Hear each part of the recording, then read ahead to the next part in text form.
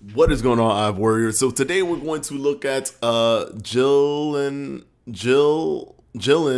our fit. Jill and our fit. And she's going to tell us the one thing that you need to speed up your fat loss journey. Now, I've already watched it, but I'm going to watch it with you and then we will discuss. All right. Without any further ado, let's just jump right into it. I know you guys don't want me to keep talking, but I keep talking as I'm telling you that I'm not going to keep talking, so I know it's annoying, but let's go ahead and hit that play button. I'm going to tell you the one thing that can speed up your fat loss journey faster than pretty much anything else you could possibly do, without taking ridiculous extreme measures, of course. I am currently sitting on the bedroom floor hiding in my room because that's the only place I can get peace and quiet. And I was like, you know what? I'm going to drop this bomb on TikTok.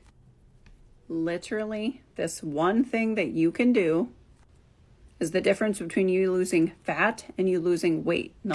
Now, I always push this right here. Not necessarily what she's about to say, but I always push this. The separation between losing fat and losing weight, because so many people just smash that together. If the scale goes down, that's a plus. If the scale goes up, that's a negative. No matter what, it's always a plus if it goes down. It's always a negative if it goes up. When in reality, it could be going up because of water weight. It could be going up because you're building muscle, especially if you're newly trained, if you're new to resistance training and you start building some muscle, you're going to build muscle a little bit quick in that beginning because you're shocking all of your muscle fibers, your twitch fibers, you're shocking all of that because you've never worked out before.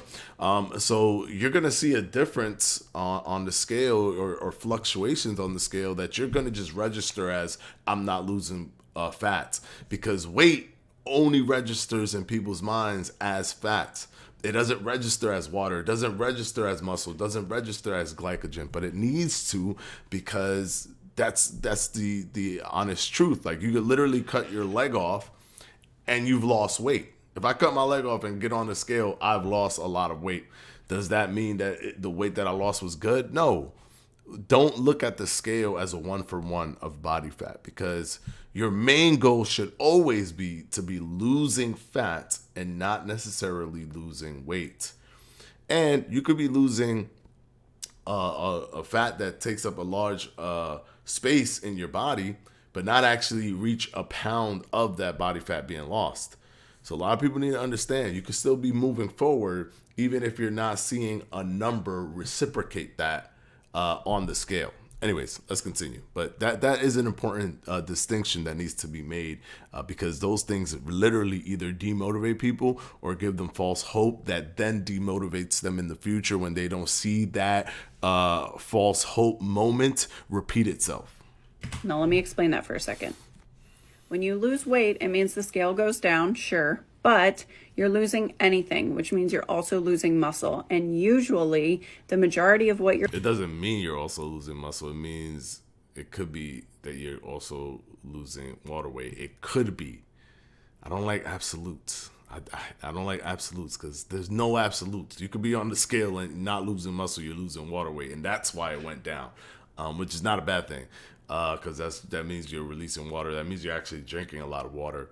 Glycogen depletion, when you do intermittent fasting, that happens. So I don't like absolutes, but that's just me. You're losing in this scenario when you're losing weight is muscle.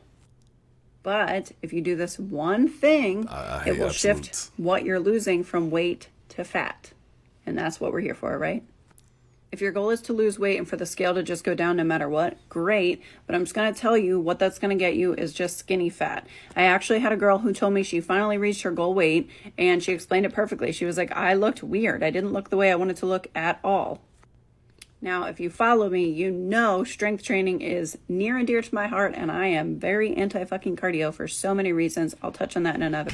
She's anti-cardio and she only likes strength training. I believe that both of those things are very are positive things to do for your health. Strength training is great, and muscle is very metabolically active, so it definitely helps you. It's almost like putting money in a bank, as opposed to cardio is almost immediate, like in terms of the like, body fat burning or energy depletion.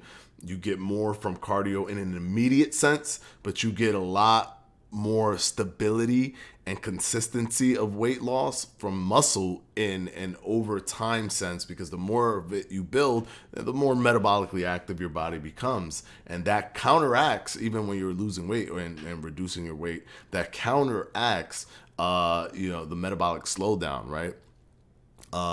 Adaptive thermogenesis, where your body starts to be less metabolically active as you're losing weight. If you increase your muscles, that helps you fight against that, because it makes it go in the opposite direction. So, but your heart health is super important, and cardio is literally the best in that field. So that's why it's called cardiovascular health. So, no, I'm going to disagree on that. Both cardio and strength training is important, but I do believe that most people do not take strength training as seriously as they should. To them, it's just I'll just do cardio because I'm just thinking about the right now calorie burn. But strength training actually really helps you over time. It really helps you, and sustainability is the most important thing, because anybody can get to a weight loss goal, but can you stick to it? Can you stay there? Can you not regain your weight? Having muscle is going to help you do that. The video.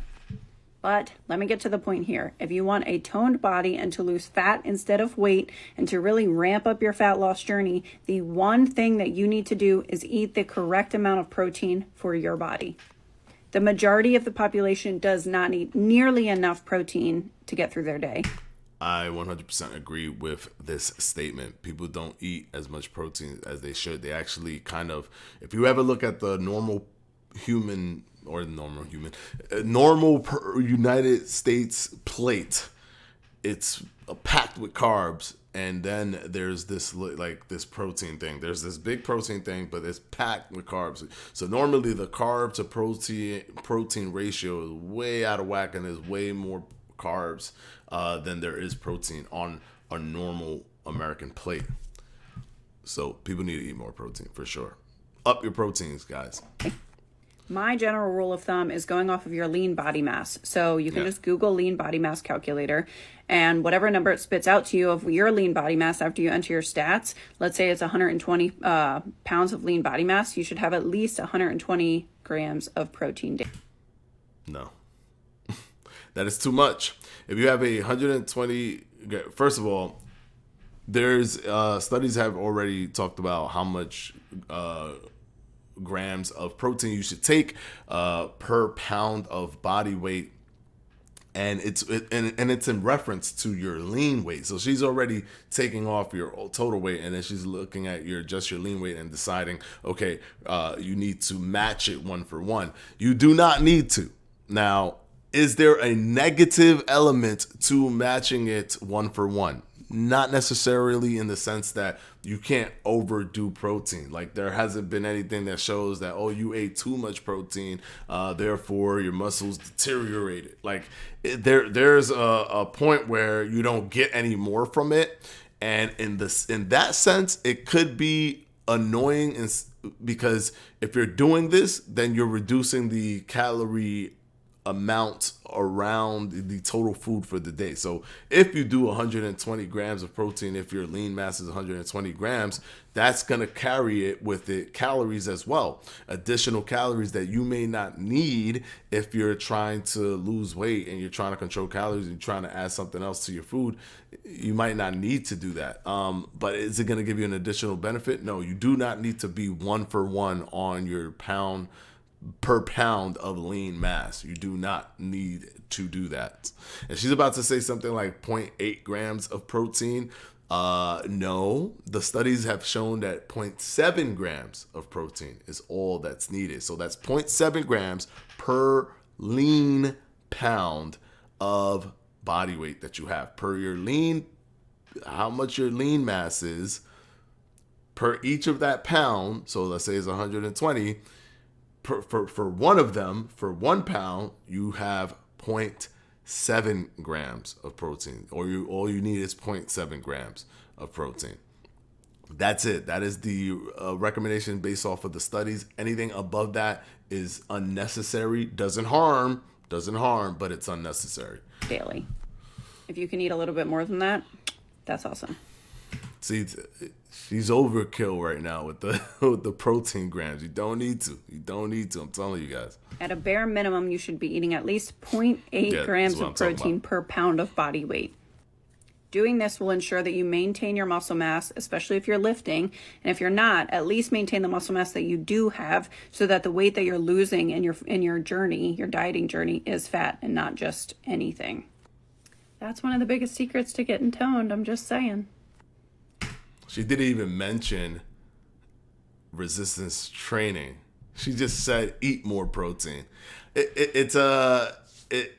could have easily said eat more protein, but make sure that you're doing resistance training, because eating protein.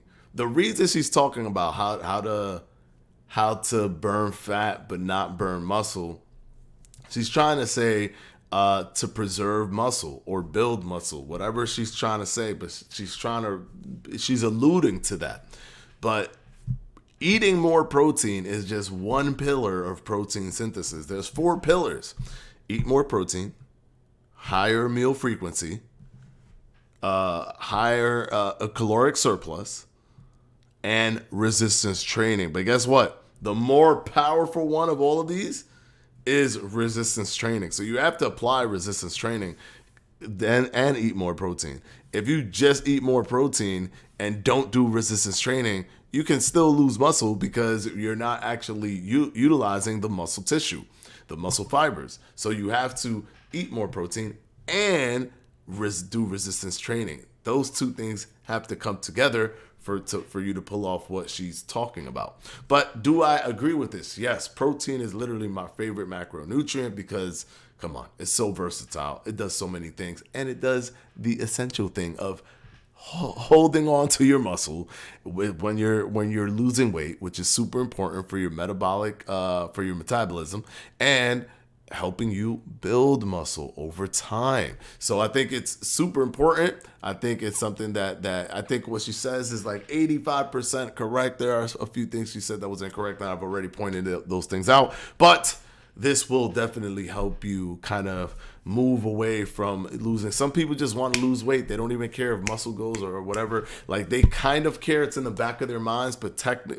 in the moment they don't, because they just want to see that scale go down. But trust me, you want to see it go down, and you want to make sure that when you get to your weight or the weight that you're expecting, that you also look good at that point, and you don't have this weirdness where you look incredibly flabby or incredibly skinny or almost sick. Like, you don't want to look like that, right? So you want to make sure you're preserving your muscles, and that helps in burning fat because of calorie partitioning and how metabolically active your muscle tissues are. All right. Until tomorrow, hit that like button, hit that subscribe button. Hey guys, hitting subscribe is super important. Please do it, please. Thank you. And we will see you tomorrow for another video right here on Fledge Fitness. Peace out, guys.